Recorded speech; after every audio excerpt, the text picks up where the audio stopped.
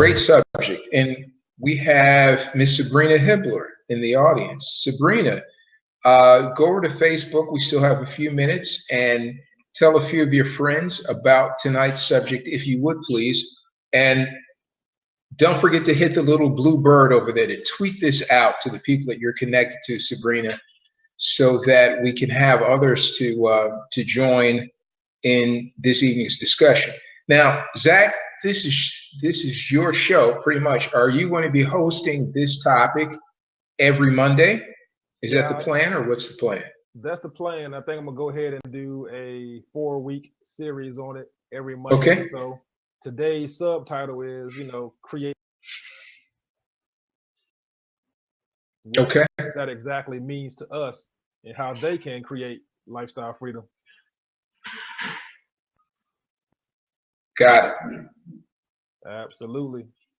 So all of a sudden, something funny just happened. A LinkedIn thing popped up. Hold on a second. Let me get back to the blab. I don't know how that happened. Where are we? Can you still hear me? Yep. I can hear you. Okay, so now where is Zach? Where is he? Hold on. Okay, gotcha. Okay, gotcha now. I got you. All right, so oh, she's on her phone, so she can't see. Yeah, when you are on mobile devices, there are certain features that you may not be able to see. But if you scroll down, I think it's set up so that for people that are on phones, if you just scroll down, aside from the screen that you're seeing here, you scroll down on your screen, if you can, your phone screen, you may be able to see a Twitter bird. And if you hit that Twitter bird, it tweets out to everyone else. So Mondays don't suck. It's your job. So if you're having a conversation in your head about why today sucks, then perhaps it's not today that's sucking. It's some of the other things that are in today. Exactly. How your time today is being spent. How is that Monday being spent? So, Zach, what are your thoughts? Let me first off tell the story on how I thought about this topic, right? So, okay. I was in a convenience store last week, and I was making my purchase, and the cashier says, "Hey, no, matter of fact, I'm sorry, I was in the bank. I was in the bank cashing a check." Okay, and the bank teller says, "So today is Friday. Everything's going to be great from here." And I said, "So what do you mean by that?" And she was like, "It's Friday, it's the weekend." And I said, "Well, unlike you, I don't necessarily just live for the weekends, So she's like, "Well, it's Friday and, be off Saturday and Sunday." And I was like, "So what's going to happen on Monday?" And she said, "Well, that's just going to suck." I said, wow, that could be an awesome topic, that Mondays don't suck. It's your job, because she was living for the weekend. She could not wait until Friday at 5 o'clock to punch that clock, to get off and spend Saturday and Sunday at home. But guess what? Right around Sunday night, around 12 o'clock, 1 o'clock in the morning, when you get that little pit feeling in your stomach, because Monday morning's coming back, it's not Monday that sucks.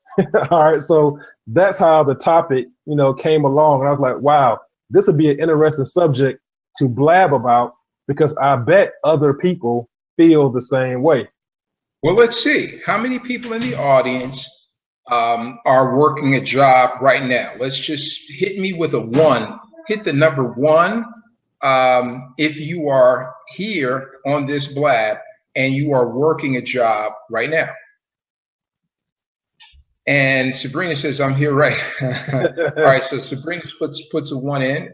Everyone who is on a job, hit a 1 right now in the comments. Give us a 1 to let us know whether or not your time is affected by a job right now. How you're using your time, part of your day is affected by a job.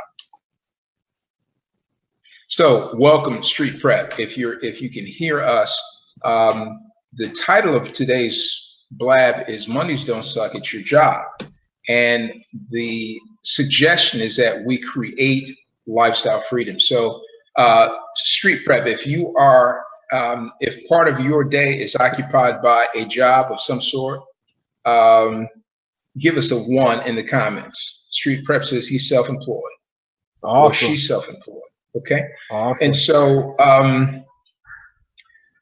so there's some interesting studies that suggest, and these are from health journals, that suggest that a high number of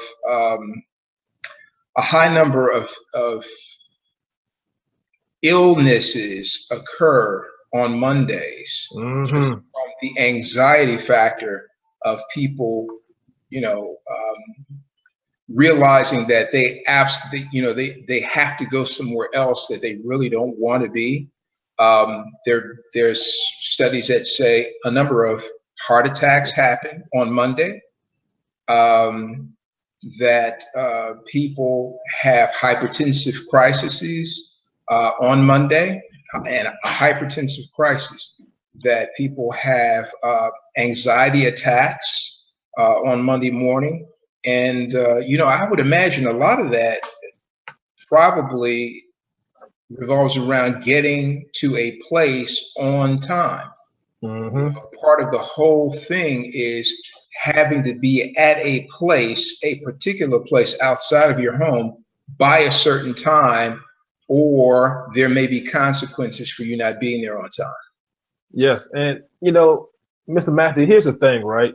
A lot of people really enjoy what they do. Maybe, so I'm just assuming they maybe enjoy what they do on their job. But here's the bottom line, right?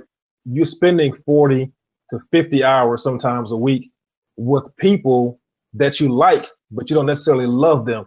Because if you're like me, I'd rather spend time with my family, raising my son, spending time with him, than to be going somewhere that I really don't want to be.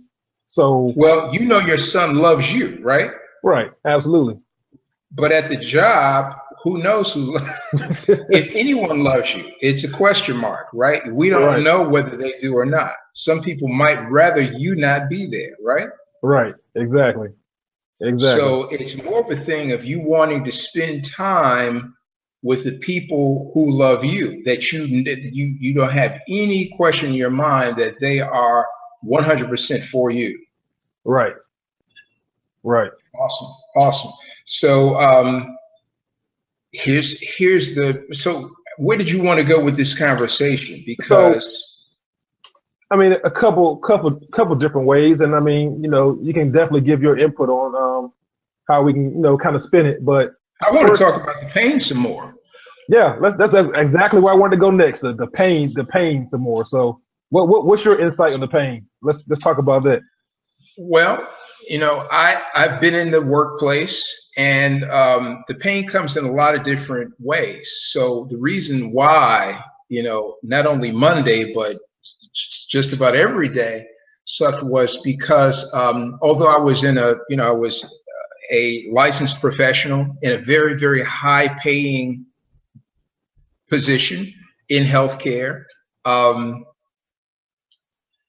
there were a couple of things that were factors in the place that in the workplace, the environment that I was in. There were a lot of other licensed, degreed professionals there, and they wanted to assert their bravado. They wanted to assert their intellect. They wanted to let everyone else in the room, or in that space, in the hospital, or in that medical office, know that they were important. That the words that came out of their mouth deserved attention, and et cetera, et cetera. And some people were really kind of full of themselves. And it takes away from what the objective is for the day. Now, that wasn't in every hospital setting. It wasn't in every environment, but it was enough of them for it to rub me the wrong way. And so, if you have to go to a job, you already know what your you already know what your description is the tasks that you need to do during the day when you're there. So you really want to be engaged in those tasks, and you don't want to be hassled by anybody else's personality while you're trying to do the task. Hold on one second. Yep. Go take it from there, Zach. Yeah, I definitely can piggyback off that, because one thing that's a big pain for me when it comes to the job industry itself. So to give everyone on this blab a quick background on myself. First of all, my name is Zaki Shaheed. Everybody calls me Zach. Currently reside in Columbus, Georgia. And my background is in corporate America, on the retail side, where I've managed multi-million-dollar, stores for a retail chain. And one of the biggest pains for me having to go to a job is the mentality of, what have you done for me lately? Like, that mentality to me is a big frustration, because when you give all of your time and energy to a company, and, say for whatever reason, 5 years from now, after you started with that company, you may not be putting in performance-wise the same performance you were a year ago. Nobody remembers what you did a year ago, 2 years ago. Matter of fact, nobody even remembers what you did last week. So most people going to a job, I don't know if anybody on here feels like me, when you feel underappreciated, because it's what have you done for me lately is the mentality. And if you're not producing for them day in and day out, if you have one bad day, that one bad day can mess you up, in your career, with that company. So isn't it amazing? Isn't that it's amazing? Amazing.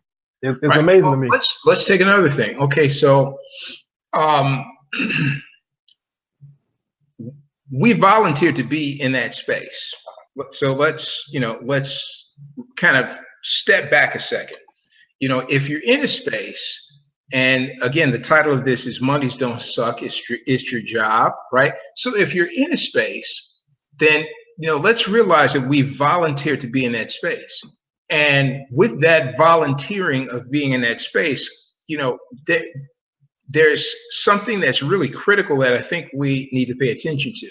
It is it's the fact that we're in a mental state where we believe that it's necessary for us to go to a place, be contracted to go to a place, a location, to do a certain task for a certain number of hours out of the day, and then be rewarded with a paycheck where someone else is assessing our worth. What is our value? And so, we volunteer for that.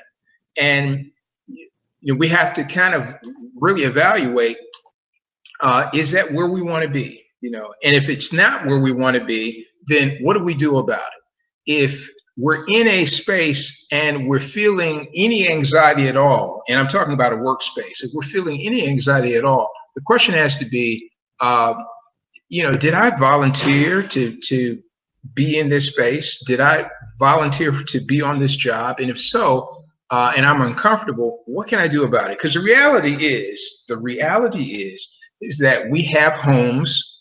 Some of us have families, and both the home and the family has to be maintained. And there has to be some income in order for that to happen. Income has got to come from somewhere. And you have a couple of options. You can either be in the employ, you can be under the employ of someone, or you can put yourself in a position to either partner with other people and generate your own income, or go solo and generate your own income. Come up with a way of generating your own income. So the question is, has it become easier? Are we in a space now where more people are asking the question, do I have to be here? I mean, the job sucks. It's not one day. It's what I'm doing with my time. Because here again, I think the biggest thing in this whole conversation is that we only get 24 hours to work with, And it doesn't matter how old or young you are, you never know when your time is up. I mean, just because you're in your 20s doesn't mean that, you know, tomorrow's promised. If you're in your 40s, 50s, doesn't mean your 30s, doesn't mean your tomorrow's promised. And so, you know, when we're looking at the dreams that we had when we were young, and we're looking at where we are now, the question comes to mind, hey, is this where I imagined myself to be? Am I doing right now? Am I anywhere near what I envisioned for my life 5 years ago? Am I anywhere near what I envisioned for my life 10 years ago? And if not, what can I do about it? So if anybody in the audience is in a space where they're having questions about, you know, they have some anxiety about where they are right now, hit me with a 2. Hit the number 2 in the comment stream so that I can see that there is some frustration or some anxiety about where you are right now in your life, and you're wanting to make a shift. And while we're waiting on them to hit the 2, Mr. Muhammad, something I thought about yesterday, matter of fact, you know, right now I'm 34 years old. Okay. And my dad has always been a business owner. So I'm originally from Washington, D.C., for those who don't know. We won't hold that against you, we promise. And my dad has always been a business owner. And I never forget, when I was around 5 years old, my dad told me, Zaki, you have to have your own business. You have to have your own business. At the time, I didn't realize what he was telling me. And, you know, he told me the story about how when he was 34 years old, and that's when I was born, when he was 34. So he quit his job to start his own business at 34. And I asked my dad later on in life, Dad, why did you do that? And his biggest thing was because he didn't want anybody else controlling his time to spend time with his son. So just yesterday, I started thinking about that because now I'm 34 years old. I have a son who is 4 years old, and I want to be able to spend time with him and not have somebody dictate to me when I can spend time with my son. And in a job situation, that's what you're running into most of the time. And that's why Mondays suck. It's not that Mondays suck. It's your job, because you know you just spent 2 days with your family, Saturday and Sunday, and you don't want to go back to that job to spend time with people that you don't love. So now it's a sense of urgency to me. I'm 34 years old. You know, I have a lot of great things going on as far as business goes. You know, that's going to free me up, free my time up. You know, so that way, what my dad told me is about to come true. Awesome, awesome. The title of the blab tonight is Mondays Don't Suck, It's Your Job. And the subtitle of that is Create Lifestyle Freedom. So, you know, we're going to shift and kind of move forward into this subtitle of Creating Lifestyle Freedom and what that means for you. Now, the phrase itself, Create Lifestyle Freedom, 3 words, powerful words. Doesn't matter what language you say those 3 words in. Everybody that's on this blab session right now, if you say those words out loud, those 3 words, Create Lifestyle Freedom, you immediately begin drawing up pictures, images of what those 3 words mean for you. It begins with an action word, right? Create, right?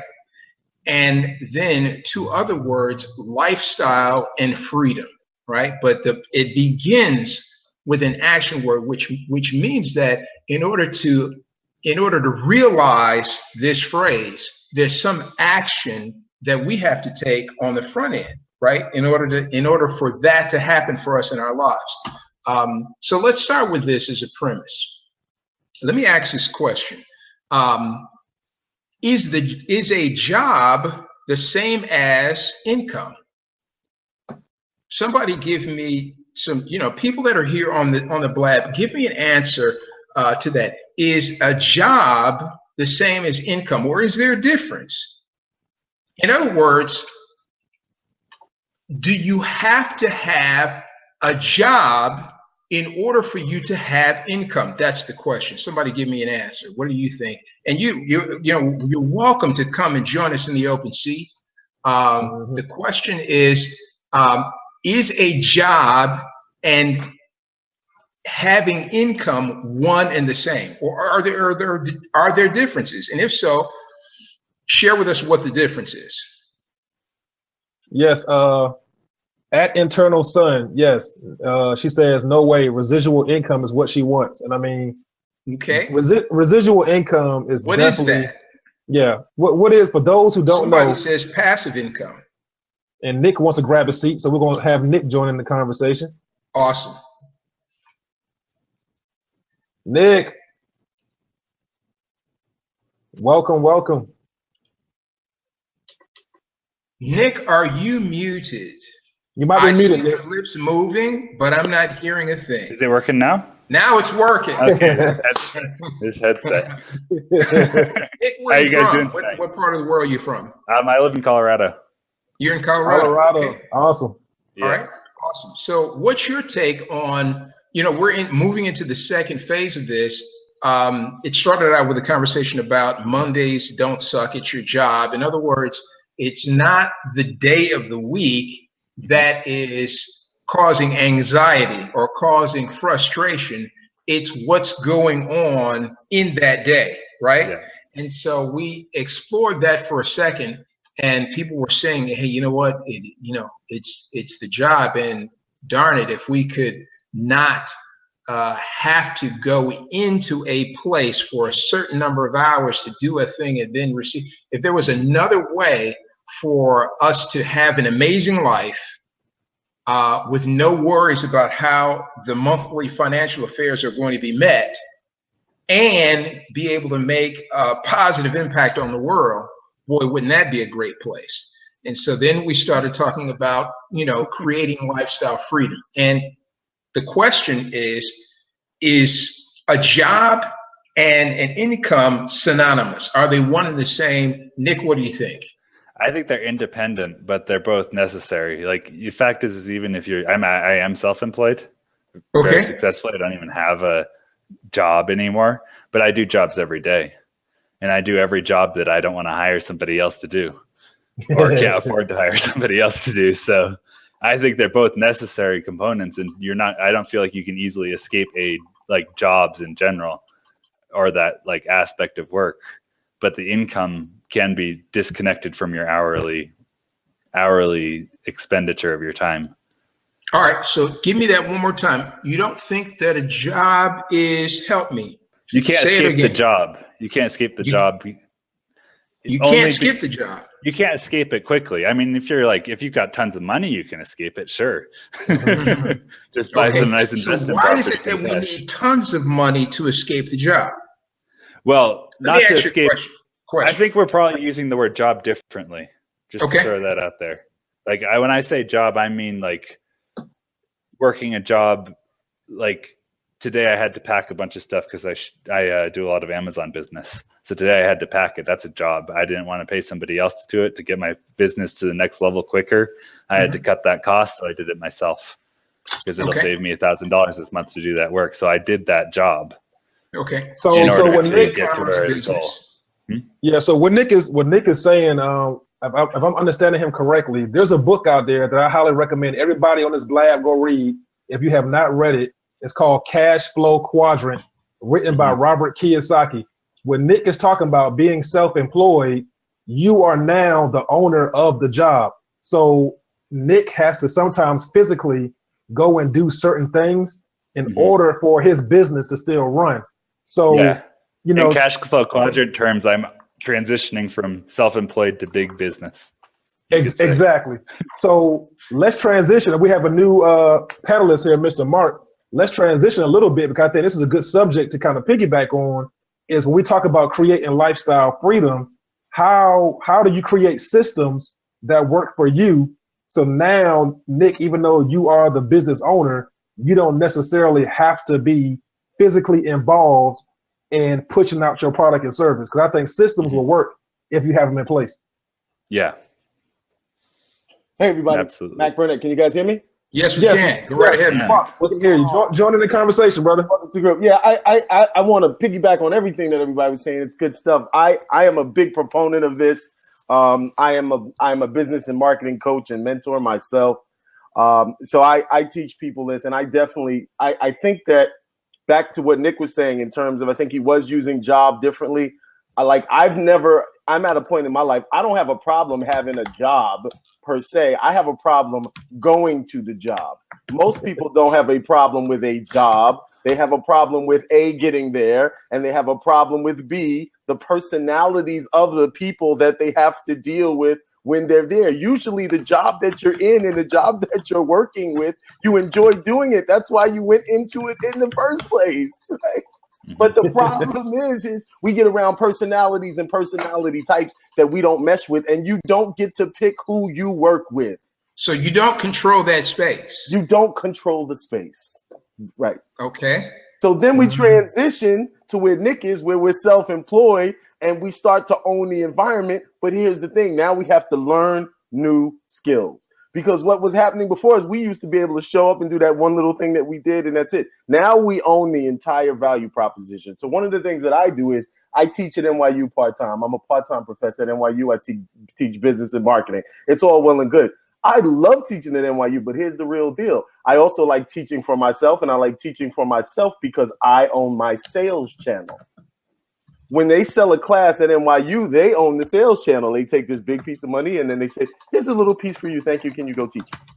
As opposed to when I teach my own classes, and I own the entire piece of that pie. But then I also have to now take care of my own taxes. I have to take care of my own this and my own that and right? So it's a difference. And then I think you either work all those jobs or you pay somebody this to do them. Right. Right. But then moving on to what they were saying, I think that the next piece of that is, systems. How much can we automate? And I'm really a big proponent of work once and let it work forever. So now when I go to delegate a job, I take a step back and I say, okay, what does that job entail? And I record a video for someone to tell them what to do. So now every single time I need that job done, I can just point someone to that video and then that's done. And you can put that on YouTube as an unlisted video. You can take your video, you can upload it to Google Docs or whatever. I mean, you can make it. So I'm a big proponent of systems and system automation. So we're in a time now where more people have access to systems. 20 years ago, only companies had access to the digital systems that you're talking about right now, Mac.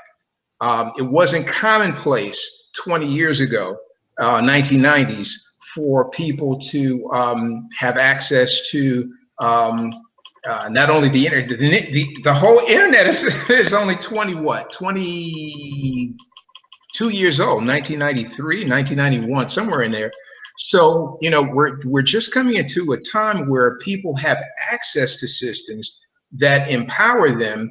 I won't say just coming into a time, but it's becoming more, and we're in a time now, 20 years since the internet, where people have more computing power in their own hands. They have more systems in their own hands. I'm talking about in their hands, right?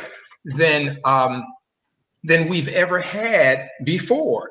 But it seems as though when we're talking about systems that we're using systems a lot of people using these wonderful tools that we have that allow us to mastermind and connect across continents. We're using them for entertainment. Mm-hmm. We have not gotten to the point where we're seeing that the technology that we have, tablets and cell phones, are tools that allow us to mastermind with other people, develop project-based income, or at least mastermind with other people and develop systems that will allow cash to flow to us, that will allow work to flow to us, that would allow contracts to flow to us. It's leveraging the technology. Yep. So now that we're in a space where we have tools, how are we using them? How are we using the tools? And I don't want to, I at the same time, everybody in the audience that can hear this conversation, we want you to join in because we've made a big jump now. We made the jump from, your job. It's not Monday, it's your job. And Mark has come in. First of all, Nick has come in and said, hey, you know what? I am self-employed. And the point was made, well, yeah, I'm self-employed, but from time to time, there are things that I still have to do in my self-employment. So Zach brought out the point that Nick owns his job. He's in the position where he owns his job. He has 100% of the responsibility. He gets 100% of the reward, but there are also times where he has to do 100% of the work, right? He hasn't completely transitioned so that his monies are flowing to him without him having to do work daily. Mac came in and said, hey, you know what? I'm for passive sources of income where I can do something once and then I get paid for that thing that I've already done over and over and over again. Or I can set a system in place once, and then if a job comes up, I can delegate that job to someone else because I've put systems in place to show someone else how they can do it. I can contract someone to do X, Y, Z. I can give them, an instruction via digital tools. They do it, and I share in the pay. I don't have to do the job. I can have someone else do the job, and I share in the rewards that come from me making that opportunity available. Make sense? Absolutely. Awesome. So, Mac, you were taking the point going forward that you really want to be engaged in systems. So talk to us about how you are wanting to create lifestyle freedom through the use of systems and tools. Yeah, absolutely. I mean, I'm kind of already doing that. I like myself, and I'm self-employed like Nick. I'm trying to grow out the business to a point where we can do that. I mean, listen, at the end of the day, everybody has the same 168 hours to work with. We can't replace it. We can't trade it. We can't exchange it. We can't get it back. We can't do it over. We can't save it for later. We can't do any of those things with those 168 hours. So for me, I am trying to always maximize my impact and minimize my overhead in terms of time and my input. So what I'm doing now is I am putting Mac in a box. I want to put more of Mac in a box, right? And I mean, let's think about what that looks like, right? If I put Mac in a box, I'm trying to find a box around here. If I put Mac in this box, right? How many times can I sell you this box? I can sell you this box infinite amount of times. But if you want to talk to me on that phone and I sell you my time, I can only talk to one person on the phone. But I can sell 10 boxes in that same hour on a blab, on a webinar, on a chat, on a teleseminar, or on a conference, standing in front of people. So I'd much rather, and that's what I do. That's how I or have other people to sell that box. Correct, and that's where I'm trying to grow to. So for systems now, I'm doing exactly that. So right now, my sales funnel and my sales system is strong. I'm developing that. I'm developing out my products. But most importantly, as a marketing guy, kind of like the shoemaker has no shoes kind of a thing, I need to go work on my marketing funnel, right? But you want to put these systems in place and then focus on those things. So I'm actually working on building all of that out. But I had to get clear about what I wanted out of my business. And I think everybody should get clear about what they want out of their business. And lifestyle was the first thing that I had to define. So before I start working with people with their business, the first question I ask them is, so what do you want? Because you can build a business just like you have a job that you absolutely hate. All right, Mac, hold it right there. Let's go, brother. Let's go. All right, so here's something I want to throw out. We used three different terms here so far. Now, one was job. And that is a thing that you have to leave your house to go to a certain location to do tasks that you have to do at that location for a certain amount of hours out of the day, and you receive a paycheck based on what someone else thinks you're worth. Then we talked about income, and the question was, is a job and income one and the same? Nick he was about to get into that, but we really didn't. The audience, hey, you guys didn't help me. I was looking for an answer. I wanted you all to get, is a job and income one and the same? And if not, what are the differences? My take on that is that, everyone over the age of 16, no matter what continent you're on, you need income, but not everyone necessarily needs a job. You absolutely need income, but you don't necessarily need a job. A job means that you are allowing yourself to be in the employ of someone else, and they dictate what your worth is. Income is income. Income means that you have monies that you are commanding because of something that you're doing, right? And so let's move on. Now, Mac has come to the conversation talking about systems as they relate to the business that he's building. So now we've got another term. It's business. And the question that the audience might be asking, some people have trepidation, some people have anxiety, some people have just as much fear of the word business as they do of the word job. I want you to understand, because when they hear the word business, it automatically means responsibilities. It automatically means that I've got to ramp up my learning, my skill sets. It means that I might be a little uncomfortable because, now I have to learn how to do things that I don't necessarily feel as though I'm good at in order for me to run a business. And when they think of business, they're thinking, well, if it's retail, heck, I know how to source goods and sell goods. But what I don't know about is the accounting. I don't know about employee relations. I don't know about handling insurances for the business. If it's a storefront, if it's brick and mortar, if it's a skilled trade, hey, you know what? I'm a great carpenter. Man, I'm a I've been building cabinets for XYZ contractor for 20 years. Now I want to break out on my own. We won't say 20 years. Let's just say 5. I want to break out on my own now.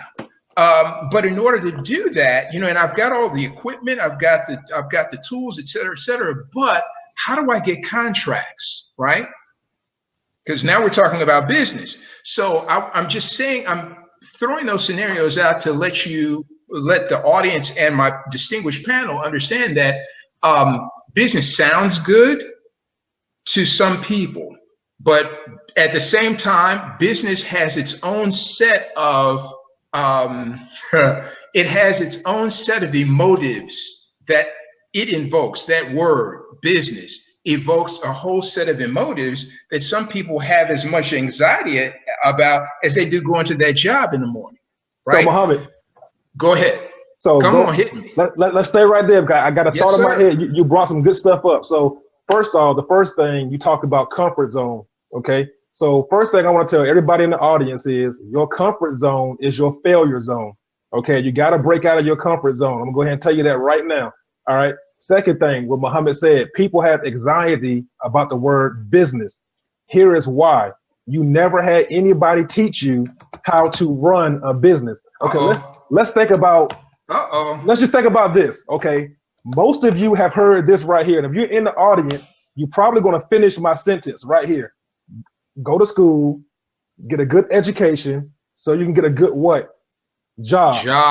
Okay. So what happens is most of us go to school to learn how to work for somebody else, and we never was taught how to own our own businesses. So that's why that word business is so intimidating, because now you're like, oh, wait a minute. If I had to own where I work at right now, could I do it? Because you have no background. Nobody has ever taught you how to hire employees, how to do benefits. Nobody has ever taught you that. Okay, so but that guy just sits in the office. The conversation around the dinner table. Takes all the money. Is that the conversation around the dinner table? I mean, there's a whole culture that comes with you being comfortable with the idea of having a business? Do you have people that are in your circle right now that are business owners? If you were to pick up your phone right now, honest, the whole audience that's on this blab right now, if you were to pick up your phone right now, I guarantee you have 3 sets of people in your phone.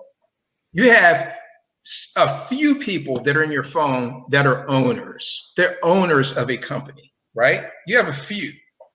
You have some people that are in your phone right now that are managers. Whatever the job is, they're in a management position. And what is a manager? There's someone that's responsible for looking at the current resources in their workspace and either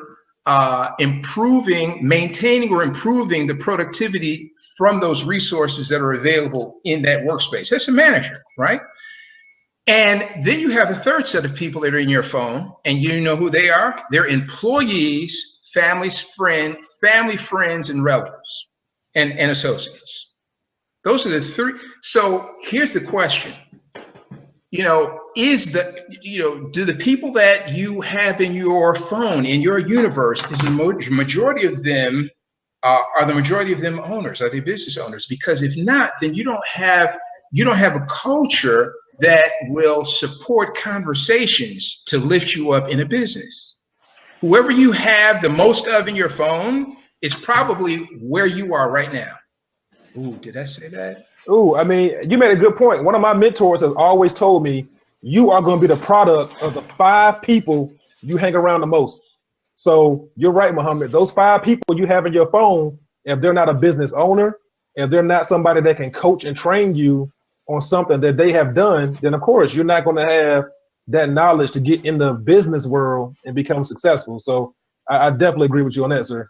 Hey, if anyone else wants to take the seat, I can jump out if you want to. Let me know so that I can bounce. And let me know in the comments. Let us know in the comments if anyone has a point that they want to make. Come on up. And Mac, Nick. I'm picking on the 2 of you now. Let's go forward in the conversation. We're talking about create lifestyle freedom. I just wanted to interrupt because Mac brought out a new term, business.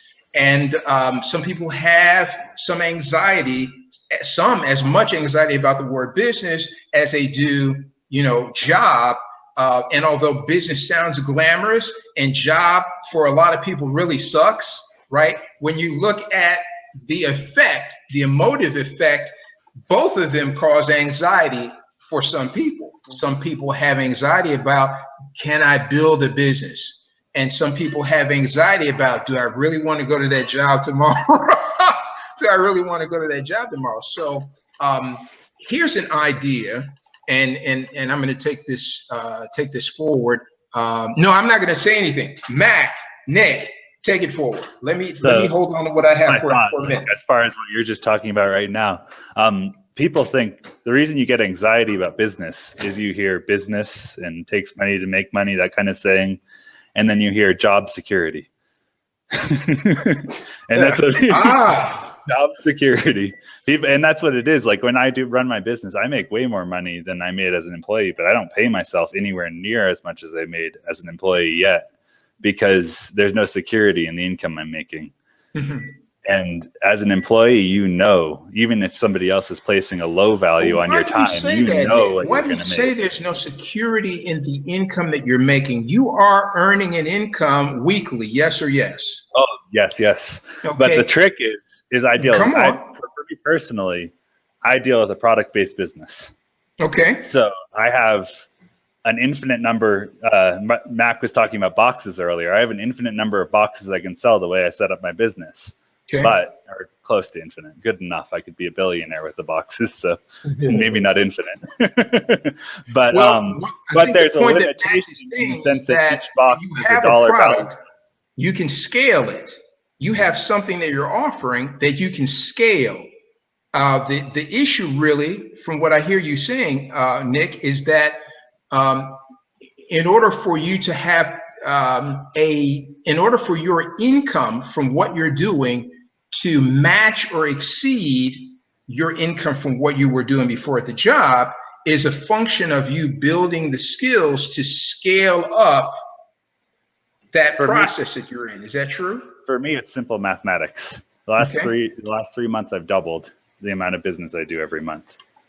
In order to buy inventory, I'm not going to be paying myself very much because you make so much money off of a sale. And then if you have to go and buy 2-3 times as much inventory, your next order, all that money goes back into inventory. And it continued, like for me, it's continued that way for a while. I don't mind. Trust me. I'm not complaining about it, but I'm not paying myself. And that's the kind of responsibility I take. Like I told you guys earlier, I was doing my own co-packing earlier today. I do that for 2 reasons. One, it's going to give me a little bit extra money to leverage next month. And number 2, I am going to be hiring somebody to do my co-packing. And I'm not going to hire somebody to do something I've never done before. Like that's how I've gotten screwed over every time in business hiring people, is hiring somebody to do something that I have no idea how it is, what it is, or anything, just complete blind. Coming into this, you're still in the process of learning the ropes of what you do, the ins and outs of what you do. Mac, what about basic skill sets? You got to learn. Perhaps your business model is a little different. How do you, and again, the bottom line for everybody that's here, we're transitioned in this conversation from talking about the job that sucks to looking for some remedies. And we're talking about create lifestyle freedom now. That's the subject. Maybe Zach can switch the title a little bit. But Mac, and what you do, how do we? How are you? How are you making the difference? What is it that? How do you see what it is that you're doing now, and how is it for you? In terms of lifestyle, or in terms of lifestyle. Yeah. So in terms of lifestyle, I'm back to where I wanted to be. I own my own business for 8 years and for a long time. And I worked really, really hard, and I worked in it and I grinded. I was very successful. I was in the Wall Street Journal, Black Enterprise Network Journal. I was on TV. I got a lot of accolades, 40 under 40. I got a lot of awards. It was a lot of fun. Business crashed in 2008 because more than half of my clients were real estate people, and the real estate market crashed and they couldn't afford to pay me anymore. And, so from that, I learned a lot because I worked really, really, really, really hard, and I didn't get wealthy. I didn't get rich. And I said, okay, I need to reevaluate what I did wrong. And I'm very comfortable with doing a critical analysis of myself, doing self-inventory. And I recommend everybody, if you want to be successful, get a coach, whether it's me, whether it's Brother Muhammad, Zach, Nick, whoever it is, find a coach that works for you. But also, more importantly, be comfortable with doing self-inventory. So I did a self-inventory of myself and said, okay, this is great. What do I want my business? What do I want my business to give me? And what do I want to give back to my clients? Because as well as great of a job as I thought I didn't do a great job. I was more about serving myself. Now I've changed my entire parameter where I'm all about serving my clients. I don't have to sell because I serve my clients. I'm in service of my clients. And I don't have to sell because I'm confident that if you come in with me, your business will be better off at the end of the process than it was at the beginning. I don't have any problems with that. So I'm clear about the quality of my product. So then I designed the business around the lifestyle that I wanted to live first, and then created a business around that and my skill set. What did I love to do? So I focus on 3 things. What do you love to do? What do you love to do? All right. What are you good at? Because those are not necessarily the same. Right. And what people will pay you for. And the intersection point of those 3 things is what you should be doing for a living. There is something called a zone of genius and something called a zone of excellence. The zone of genius is that thing that you just do innately well, that you love to do, that you enjoy, that you're awesome at.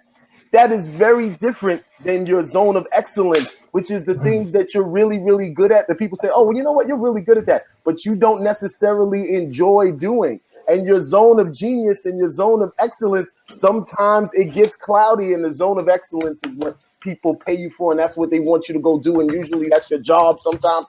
But the bottom line is I wanted to live in my zone of genius. I wanted to make money from my zone of genius. I wanted to get better in my zone of genius. And my zone of genius is speaking, transforming lives, helping people become successful with their business. So I built my business framework around that instead of trying to find something to sell.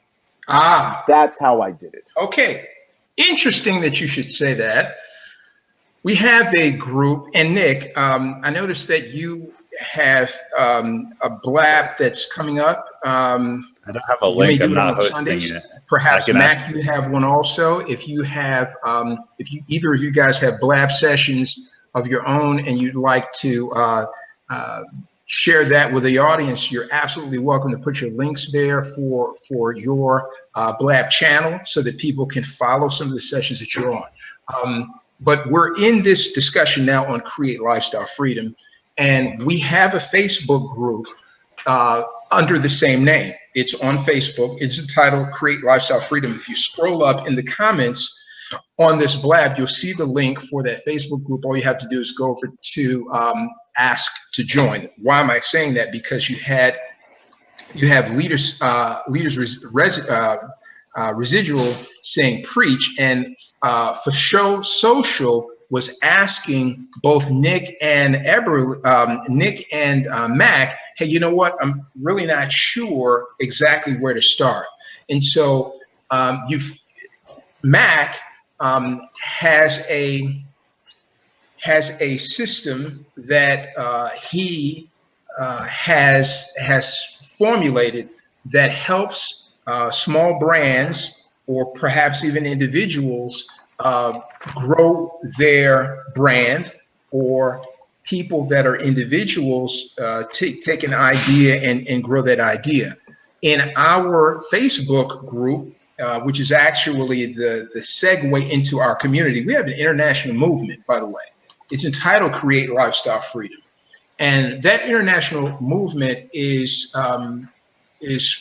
pretty much, well, let's just say it. The international movement does this. It says, listen, you have things that you like to do. You have an interest, things that really that you're passionate about. What if we took the things that you're passionate about and showed you how to build a network of people who also share that same passion, right?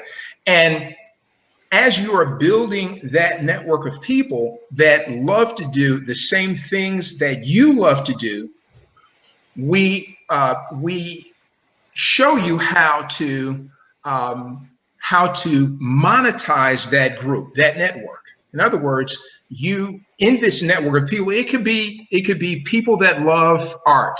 You could be a creative, and you're an artist who does oil on canvas, or you're a sculptist that does sculpt work, or you're a dancer, a performing artist, but you haven't really made it yet. The thing that you enjoy doing is not paying the bills, and you're wanting to get to that point where the things that you enjoy doing, you can enjoy doing with no worry about the bill. Well, Create Lifestyle Freedom says, hey, you know what?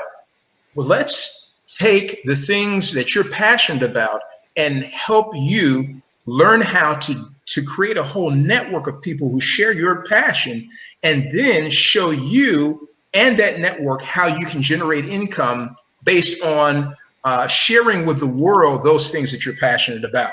We'll show you how to take the thing that you're passionate about, give you tools to help you share your passion with a larger online audience, and generate income while you are doing the thing that you're passionate about. Perhaps Mac's model is somewhat similar. Mac, I would love to talk to you about in detail outside of this blab. Perhaps there's some collaboration, because, ladies and gentlemen, we're in the 21st century, and this is the age of my story marketing. Your life experiences have value. The things that you are passionate about have value. There are people probably that enjoy doing the same things that you enjoy doing, right? And they're wanting to connect with you. In our community, Create Lifestyle Freedom, we show people how to take their ideas, their talents, their skill sets.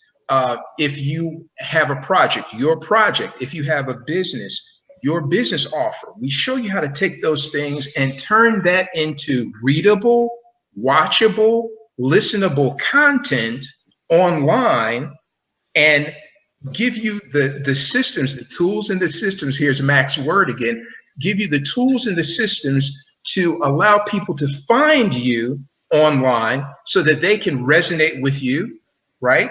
Partner with you if you have a project, or if you have something that you're selling, become a customer of yours. That's create lifestyle freedom. We don't want to put you in a box and say you have to do this, or you've got to do this, you've got to sell that, or this is about the things that you're passionate about, right? We're showing people how that you can have an amazing life focused on the things that are most important to you, get rid of the anxiety about how the bills are going to be paid, and make a positive impact on the world at the same time. I'm going to turn it back over to you guys.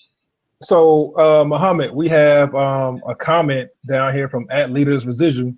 He says, paying the bills with your passion puts a lot of pressure and could dilute your passion early on. And I want to know from my panelists, can y'all respond back to that? Mac, I saw you getting ready. Yeah, totally. I want Mac and Nick to chime in on that, but I certainly have an answer for that. Nick, what you got, Nick? In a sense, I agree with you, Leaders Residue. And is it Leaders Residue or is it Leaders Residual? I don't want to misquote, but I agree that if you love a thing, residue, okay. I agree that if you love a thing and you're worried about monetizing the thing that you love, it puts a lot of pressure on you. Like a physician, somebody might love patient care, but if they have to open up a practice, a medical practice, and have all of the concerns about how to run the office, all of those things, it dilutes their ability to be a primary caregiver at the patient level. If a person is, like I just said, a dancer, performing artist, right, and they're trying to figure out, how do I monetize, or hip hop or spoken word artists, whatever the case may be, they're creative, right? If they're concerned about how do I monetize that, right, it puts a lot of pressure on their ability as a creative artist. We've got a different solution, and I'll share that with you in just a second, but I want Mac and Nick to chime in on Residue's question. So here's my take on it. Sure. Well, I have it right in front of my mind. So this is a transition that people make from employment or a job to self-employment or to running their own business, where they think that they are going to sell their passion as a product in exchange for money, instead of leveraging the way that you get out of the burnout or the dilution of your passion is to actually leverage what you're passionate about, leverage what you love to do, and make it an aspect of your business, build your business on it, but it's not the product in the business. Like, you're not selling your passion, you're leveraging it. You can't sell the passion. It's impossible to, but you can leverage it to sell a business or a product. Mac, what do you say? So first I want to say this is people go into businesses. Leaders Residue said, how do I monetize is always a good question, but it's rarely the first question. And so first thing I want to say this is, if you want to be in business, especially when you're first making that transition, one thing I can recommend to everybody, and I've learned how to do, is I'm really good at getting unfancy real fast, right? I can get unfancy real fast. And the problem Break it down, Mac. We're living these lifestyles. So I got my light right here, and if it gets real, okay, we can blab in the dark. Okay, I can pull out my phone and I can blab like this. Okay, I can blab like that. All right, so I can get real unfancy real quick. And the thing about it is a lot of the things that you think that you need when you're starting a business, you don't necessarily. You don't necessarily need all of those things and kind of the accoutrements that we're used to with having. a business. And think about this. One of the reasons why we live check to check, and one of the reasons why people are scared to go into business, and one of the reasons why people are scared to spend money and invest in a coach or invest in some training is because people don't know how to replace their money.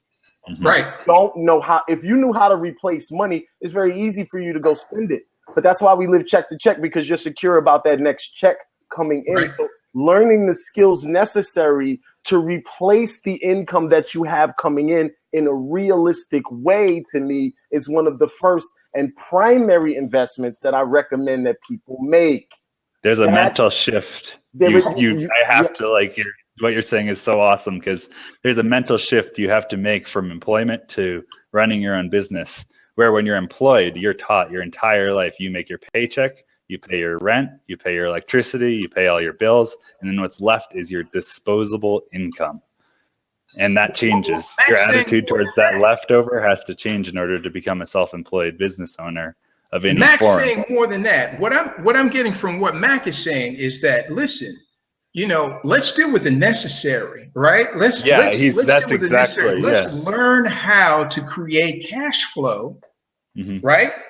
And your ability to learn how to create cash flow can be totally separate from this thing over here that you love to do, right? Exactly. And the faster you learn how to generate cash flow and get the sweat off of you, right? The anxiety off of, how do I match what I'm making at the job, right? The cash flow is what helps you to match what you're making at the job and then eventually replace what you're making at the job. So Mac is, from what I'm getting, the takeaway on what he just said was, we really need to have systems that show us how to generate cash flow, so that that's not an issue. And again, going back to one of my favorite conversations, cash flow really is the issue. Mac was saying it. Cash flow is the reason why you're holding on to that job, because you haven't figured out yet how to replace the cash flow that you would get from one week to the next.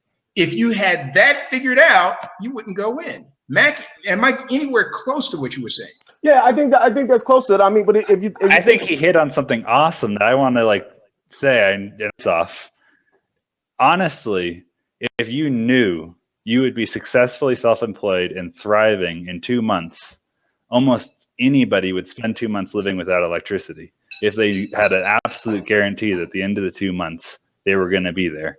People are afraid to take the risk, afraid to cut back their budget, eat ramen noodles, whatever it is that you have to do to make that transition from the job to employment. And it's not an easy one. When you're just working a job, you spend every penny you have, typically. Most Americans do. And you have to make that transition to putting some aside for your future. And I want to listen. I like the light turn off thing. I want to have a keep it real moment. I've been an entrepreneur off and on. Come on with it, Mac. I want to have a keep it real moment with everybody. Okay. To me, you are not an entrepreneur, a true blue blood entrepreneur, unless some of the following is true. Tell him, Mac. Unless you have had your lights cut off, if you have not had a car repossessed, if you have not lost sleep because you don't know how you're going to make payroll tomorrow, if you don't know where your next meal is coming from and you got to go over a friend's house and eat, if you don't know, if you got 85 cents in your pocket and you got to go out with your friends and you're not ordering drinks because you can't afford to, because you need to buy your product so you can go online and sell it, because you need that for inventory. That is the skill set that nobody wants to talk about. That's the skill set that makes you an entrepreneur. Your ability to absorb the pain of risk.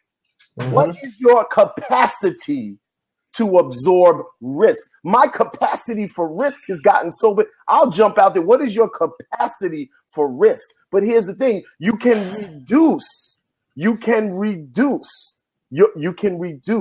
the risk. You should increase your capacity for risk, but you can reduce the risk if you seek out the proper education. What you guys were saying earlier. So here's what happens, guys. Here's the real deal. There is a big difference, and Muhammad was talking about this earlier. I'm just saying it in a different way. There is a big, big, big difference between the guy who is the barber and the guy who owns the barber shop. Yes. It's two different skill sets. Mm-hmm. One is a practitioner and one is a business owner. Those are two different skill sets. Just because you are the best barber does not mean you will have a 25 barbershops. Just because you are the best plumber, just because you are the best at whatever it is you do, does not mean that McDonald's doesn't sell the best hamburger, but they're a multinational conglomerate. They don't know anything about it. If you looked at the nutritional content in a McDonald's hamburger versus what Grandma's Finest makes, right, in terms of nutritional content, there's no comparison. But McDonald's is, a universe of systems that has allowed them to become a multinational conglomerate. So perhaps that's part of what Mac is saying, that the skill sets are totally different. But again, it's 11 o'clock, 11:18, and Zach, this is your show. I'm going to leave it up to you, but we want to absolutely continue this conversation. And I believe that Mr. Shahid is hosting this on a regular basis. We certainly want to invite all of the people that are here in this audience to come back for the next scheduled session.